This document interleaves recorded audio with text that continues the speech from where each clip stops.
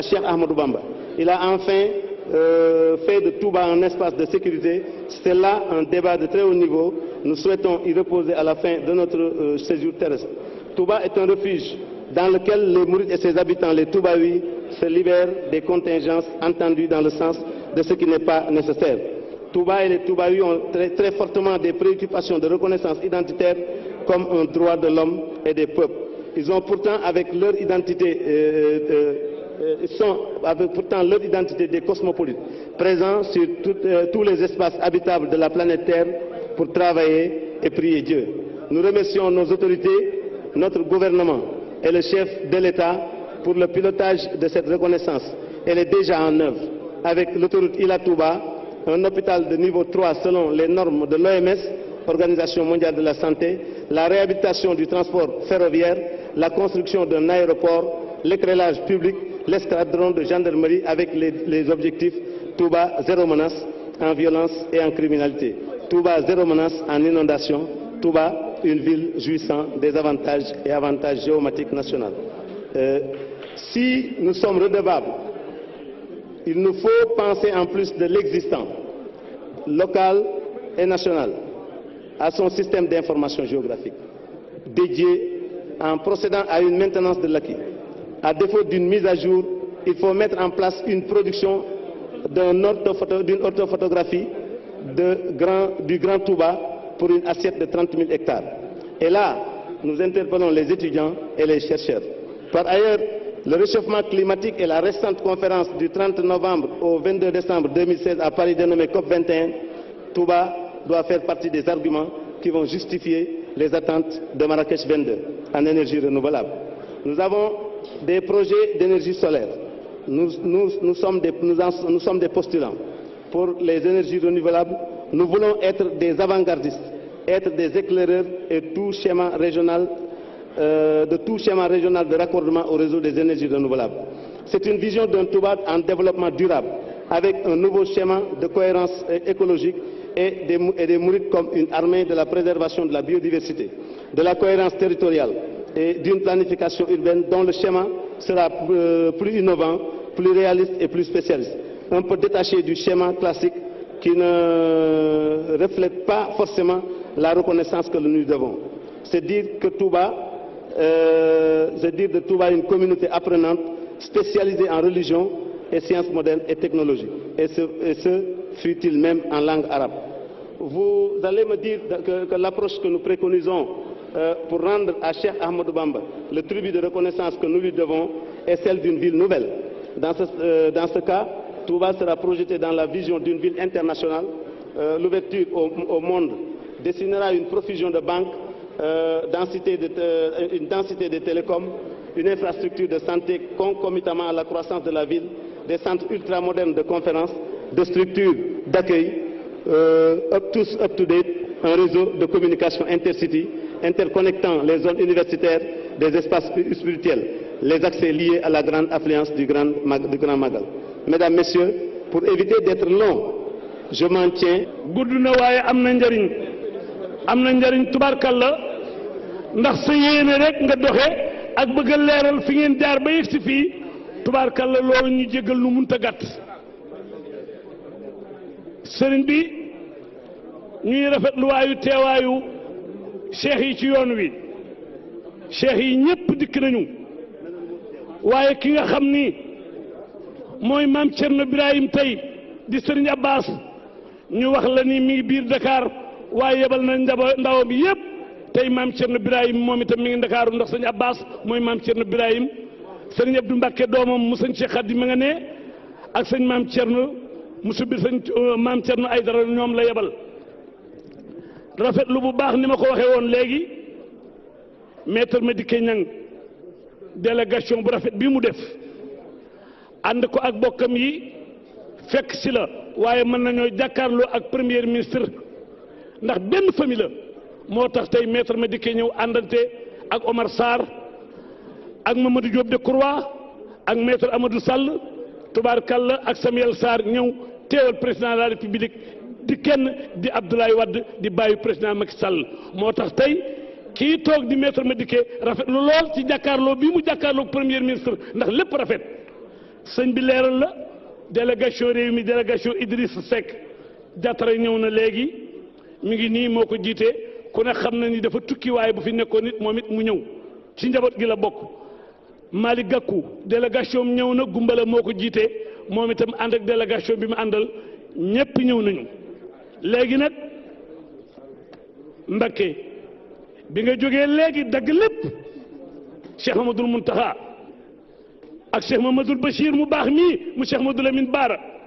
ak Cheikh Abdou Fatah Sarak ji ak Cheikh Bass ak Cheikh Amadou Badi mu Sëriñ Fallu borom ndox mi nga ni nan julli ji wax nga dëgg diggante Conakry ak Ndakaaru boo jullee ci gaal gi tooñ ñu te boo julliwul tooñ yàlla sa borom sa maam jëlum delam sànni ci ndox mi cëppeelu sëñ Bamba rek moo ko ñëwee kon Mbacké ndokk bi nga defee lii te lislaam a tax nee na du wilaaya du baatin ñun ko lu tax mu ni gaal gi ma dugg teg nañ ci 30 tonnes te diigul matuma fanweeri cura naa julli Mbacké loolu nga def tey ñuy jox kàddu gi nag ku yaru tubaarkàlla ku teey di taalibe Sëriñ Bamba xam naa yàgg naa ak président Macky Sall lool waaye président juumul ci jël gii mu ko jël jiital ko ci bopp gouvernement bi mu dis gor dib jullit di murit yaakaar Sëñ Bamba yaru lool yàgg ak président Macky Sall te foo ceen Mahammed Boun Abdallah Dionne muy dem day ñaw rek day defar taalibe bi sëñ bi yow moom nga dendal yow la yaakaar kooku ku toll ne président de la république ak yéenam ci réew mi yéenam ci kër Sëriñ Bamba ñeenti téeméeri milliards ak fukk ak ñett mu ne naa def Ila Touba damay def autoroute xàll ko ba Touba kooku yéenam yàlla na yegg ci Sëriñ Touba kooku nag moom la ñuy bëgg a jox kàddu gi muy premier ministre ñun ñëpp ñu déglu ko waaw na ko ñëpp tàccu na ko ñëpp tàccu na ko ñëpp tàccu jërëjëf Peex wallaay auzu billahi mina sheytaani rajim bismillahi rahmaani rahim asalaamu aleykum wa rahmatullahi taala wa barakatuhu sëñ bi sëriñ Mouhamadou Mountakha ibn sëñ Bassirou Mbacké ñoo ngi lay nuyu bi gën a tedd ci turu sa xarit président de la république président Macky Sall mu yónni ñu fii tey ak délégation bi ñu àndal ñëw ndax wax nga ko sànq mbir mi yépp mbiri cant la mu ñëw di feddali yónni ñu pour ñu feddali cantam ak ndokkeelam ak jël nuyu bi gën a sell teg ko ci sa loxo di la ñaan nga jottali ko sa mag di Cheikh Sidi Makhtar Mbacké xalif général kullu murit yàlla na fi yàgg te wér wax nga ko sëñ bi sànq ñun taalibe defe naa ne li ñu fi andi tey bésu tey bi bésu cant la wante pour taalibe bésu tey mooy bésu démb mooy bésu suba lépp ak cant la moo tax bi ñu président yónnee it ñu sawar ci lool suñu xarit suñu doomu ndey suñu jëwriñ aatu wax na ko sànq defe naa bu ñu yónnee fii ñu ñëw ci sa wet Cheikh Mountakha nañu ñëw représenté président ci Hizbut Tarqiyyah dinañ ci sawar lool defe naa ne sëriñ bu mëlee toog ak suñu beneen xarit bu tudd Modou Bey ñoo daan ànd di dem ca daara ja di ca liggéey ci li nga wax sànq ci ordinateur ya fa nekkoon ak i clarion ki yooyu fàttali nga ma lu yàgg ñu ñëw sawar ci lool sëñ bi di la jox cant ak nuyoo bu président de la république mu jaar ci yow ñu lay ñaan nga teg ko ci loxo sëriñ bi teg ko ci loxo njabootu sëñ Touba gépp dañu nekku lim juum wante buñ fi ñëwee fekk fi Cheikh Abdou Fattah ibn Falilou fekk fi Cheikh Bass Bara fekk fi sëñ Isaaxa fekk fi porte-parole di xaritu président it di Cheikh Bass Abdou Khadre bu ñu limulit du ñu leen mën a bañ a tudd donc ñoo ngi leen di nuyu taalibe di nuyu it taawu sëñ bi di sa doom sëñ Moustapha Cheikh Sidi di nuyu njabootu sëñ Touba gi fi nekk yépp président moo ñu yónni Cheikh Bass moo ko ne bés sëñ bi joxe na ndigal ci grande journée culturelle Cheikh Ahmadou Bamba yiit ñu dëgg maloon président daal di recevoir immédiatement Cheikh Atou ca palais ba waxtaan ak moom woo ñu jox ñu ndigal pour ñu jàpp ci suñu kéemtalaay kattan jàppale organisation gouvernement bi yépp grande journée culturelle Cheikh Ahmad Bamba yi ndax defe naa ne président it am na kóllëre ak Atou ca bu yàgg di loolu mu yokkoon ci ne ko bu ñu tolloo ca bés ba man ci sama bopp may ñëw présider ko wante defe naa suñu boroom mooy dogal moo tax xëy na tey mu am ngànt ndax mi nga Kigali ca sommet Union africaine yónni ñu di neñu nag neñu ndokkeel te encourager ISBU ndax ISBU li muy def ni yëpp fi ñu ko mën a tënk daal mooy fazakir defe naa ne le rappel ndax am na loo xam ne kenn du ko fàtte ndax bu la gënalee sa bopp mënoo koo fàtte wante fàttali sonjaat ala kulli alin il faut ñu koy def wolof nee na paaka lu mu ñaw ñaw il faut ñu daas ko defe naa ne mbiru tey bi ci fazakir la tegu maa ne sama alluwa soriwul wante defe naa ci gàcce surat al gashiya defe naa suñu borom wax na ko ci mission yonent bi suma turandoo ne ko defe naa fa zakir inama anta muzakir waaw defe naa ne ko rappel ala fokk mu am sa rôle rappel la donc lii tey ñu taxawal fii di fàttaliku ki nga xam ne kenn mënu koo fàtte di Cheikhul Khadim Cheikh Ahmad Bamba Mbacké defe naa ne loolu boo ci taxawee def ci organisation bi nga ci def ala fokk gouvernement bi delloo la njukkal encouragé la ala fokk président de la république it félicité la ñoo ngi nuyu it ndax wax nañ ko sànq defe naa ne suñu xaritu président Seydina Issa Thiaw Laye wax na ko këri diine yépp benn bopp la bâtiment bi benn la peinture bi xëy na ñii def bleu ñii def marron ñii def beneen couleur ku nekk ak sa couleur wante bâtiment bi benn la loolu moo tax toogaayam fii mu représenté famille religieuse yépp ñoo ngi ko ci gërëm di ko ci félicité li mu wax dégg nañ ko incha allah dinañ ko jëlit comme bréviaire ci unité bi ci réew mi ñoo ngi koy remercier maa ngi balu bëgg a def tuuti yëkkati kaddu ndax am nañ fi ay gan yu jóge fu nekk làkk xëy na tuuti ci nasaraan pour délivrer message au président de la République. Honorables guides religieux, chers messieurs les ministres, excellences messieurs, mesdames les ambassadeurs, chers frères et sœurs du monde musulman, chers condisciples mourides, chers membres du Hizbut Tarqiyyah au Sénégal et dans le monde, monsieur le Djawriñ du Hizbut Tarqiyyah,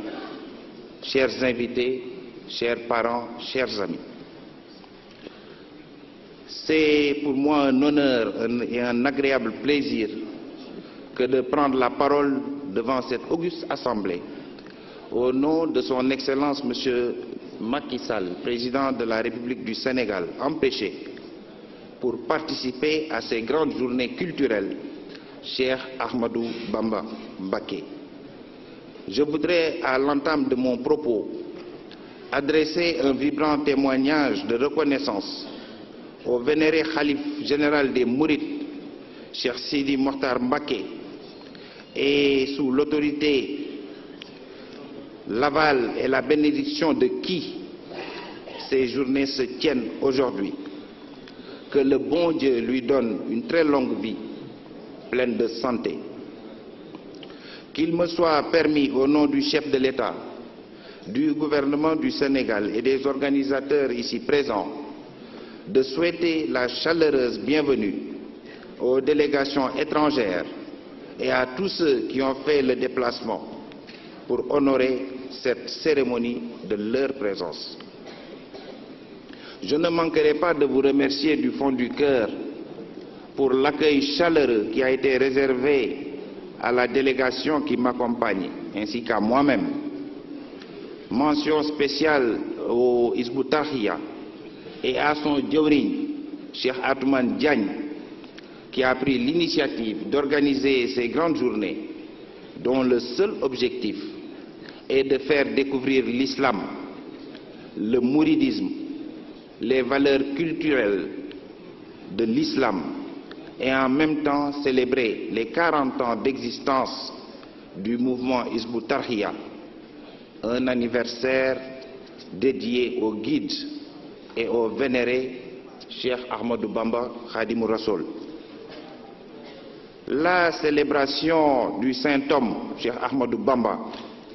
entre en droite ligne des enseignements coraniques. Et j'évoquais tantôt le Fazakir, parce que le rappel est assurément bénéfique pour le croyant. L'évocation de Cheikh Al-Khadim est vitale au moment où le monde suffoque à cause des étreintes répétées de fanatiques qui, au nom de la religion, sèment un peu partout mort et désolation. Or, le Saint-Homme qui est allé au-delà des signes pour en comprendre le sens et l'inscrire dans une dynamique de vie significative, nous a montré le chemin de l'amour, du don de soi, du sacrifice au bénéfice de la communauté, le khidma, et ceci rien que pour la face d'Allah. Le Saint-Homme a traduit la lettre de l'adoration en esprit d'abnégation, en conjuguant dans le même temps travail et prière, paix et djihad. La vie de Cheikh Khadim, toute sa vie, est référence. Résistant à toute forme d'aliénation ou d'acculturation, qu'elle soit d'Occident ou d'Orient, le Cheikh a tracé pour ses disciples que nous sommes, les aspirants à la voie de Dieu, les lignes qui préfiguraient l'indépendance, l'autonomie, l'égalité entre peuple et culture, dans une fraternité humaine et dans le respect de la dignité. Sa voix ancrée dans le discernement dont parle le Saint-Coran, même dans l'adversité la plus féroce, lui a valu d'être agréé par le jour de grâce que nous célébrons désormais, le Magal, devenu journée nationale, chômée et payée grâce au président Macky Sall. Me tournant à vous, chers frères et sœurs du Hizbut Tarqiyyah, je voudrais vous exprimer au nom du président de la République toute notre fierté pour le chemin parcouru sur la voie de l'ascension spirituelle, comme votre nom d'ailleurs l'indique, et sur l'échelle de la gradation ascendante pour le développement de la communauté et de notre pays, le Sénégal. Chers guides religieux, chers membres du Hizbut Tarqiyyah, chers amis, je disais au début de cette déclaration que le rappel vient à son heure. Quand on regarde le programme auquel vous nous conviez, nous avons l'espoir que vous nous invitez à la guérison de ce monde malade, malade de ses extrémismes et de ses fanatismes. Vous nous donnez la conviction que nous pourrons sortir de ces rencontres. leen wala ñu xëpp la ba dootoo mën a wax fu ñu bëgg nga jaar fa képp ku fi nekkal Serigne Touba nag Serigne Touba teggil na loolu ndax lépp loo xam ne bëgg nga ko rek wala bala nga ko bëgg rek suñu borom daal la ko defal kon lépp lu ñuy sant lu jëm ci nit ñi tax ñu di ko def tàmbalee ko ci ak Cheikh Mouhamadou Moustapha mi nga xam ne moo fi njëkk a nekkal Serigne Touba ñamu dajaloon di balees ak ngalanu ñëpp xam ne histoire ba waaye booba itam lépp yu suutoon yittey yoon wi moo taxoon mu ànd ak moom ak Cheikh Mouhamadou Fadil histoire ba ñëpp dégg nañ ko ndax ñaar ñu doon xëccoo di Lamine Gueye ak Senghor ku ci ne daa ñëw ci moom wax ay yitteem ka njëkk a ñëw di président Lamine Gueye ba mu waxee ba noppi Cheikh Mouhamadou Fadil yëkkati xaalis jox ko ca yooyu jamono bari na lool mu dem mu ganale ko mu dem ba tekki ay fan Senghor ñëw wax ne dafa bëgg mooy itam li ñu doon xëccoo te booba 1948 la bu ma juumut wala ci at yooyu ba mu waxee ba noppi daane Cheikh Mamadou Fadel lii may wudde bu ma ko amee dinaa leen jàppale ci seen juma bi boobu mënta wax sax juma bu baax ña toogoon na Cheikh Mamadou Fadel dafa geesu ne leen